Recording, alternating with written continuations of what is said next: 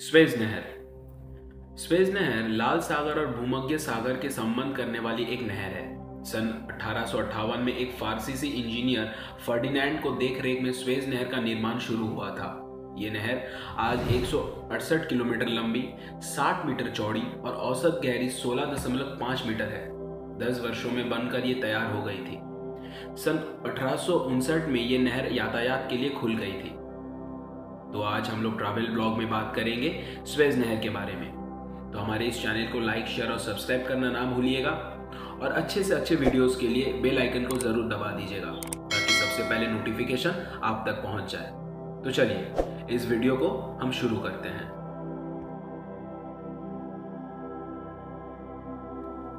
Suez नहर को पहले केवल दिन में ही जहाज पार कर सकते थे, पर 1888 में इसे रात में भी पार होने लगे। 1866 ईस्वी में इस नहर को पार होने में 36 घंटे लगते थे, पर आज 18 घंटे से कम समय ही लगते हैं। ये वर्तमान में मिस्र देश का नियंत्रण में है। इस नहर का चुंगी पर बहुत अधिक है। इस नहर की लंबाई पनामा नहर की लंबाई से दुगनी होने के बाद भी इसे पनामा नहर के खर्च तक 1.3 धन ही लगी थी। इस नहर का प्रबंध पहले स्वेज कैनाल कंपनी करती थी, जिसके आधे शेयर फ्रांस के थे और आधे शेयर तुर्की, मिस्र और अन्य अरब देशों के थे। बाद में मिस्र और तुर्की के शेयरों को अंग्रेजों ने खरीद लिया।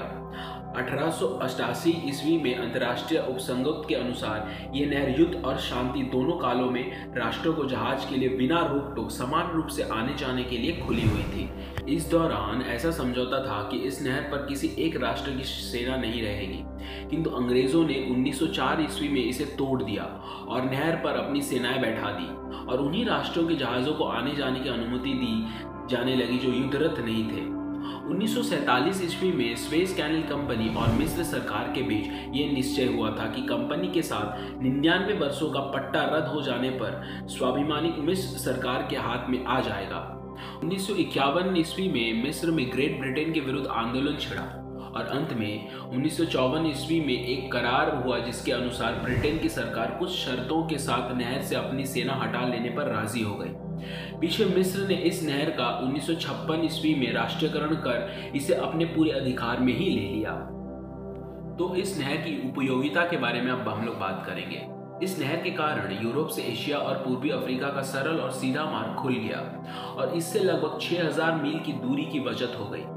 इससे अनेक देशों जैसे कि पूर्वी अफ्रीका, ईरान, अरब, भारत, पाकिस्तान, सुदूर पूर्व एशिया के देशों, ऑस्ट्रेलिया, न्यूजीलैंड आदि देशों के साथ व्यापार में बड़ी सुविधा हो गई और व्यापार बहुत बढ़ गए।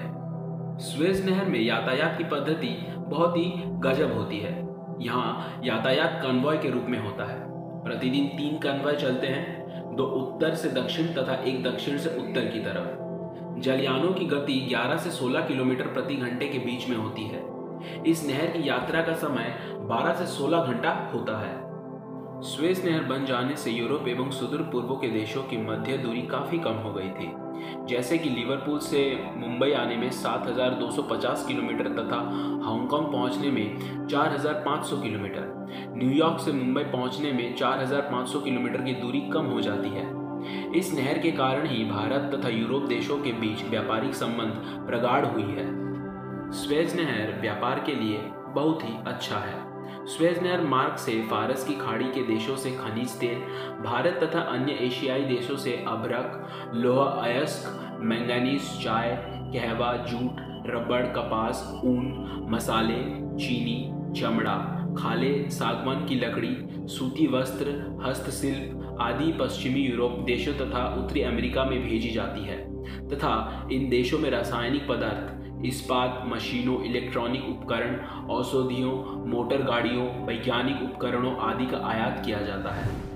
तो आज ट्रैवल ब्लॉग में हम लोगों ने स्वेज नहर के बारे में काफ़ी कुछ बातचीत की। अगर आपको स्वेज नहर के बारे में और भी कुछ जानकारी प्राप्त है तो हमें कमेंट सेक्शन में ज़रूर बताइएगा और हाँ, इस चैनल को लाइक, शेयर और सब्सक्राइब करना एकदम ना भूलिएगा। तो चलिए मिलते हैं अगली वीडियो में। तब तक के लिए मुझे इजाज़त दीजिए। नमस्कार।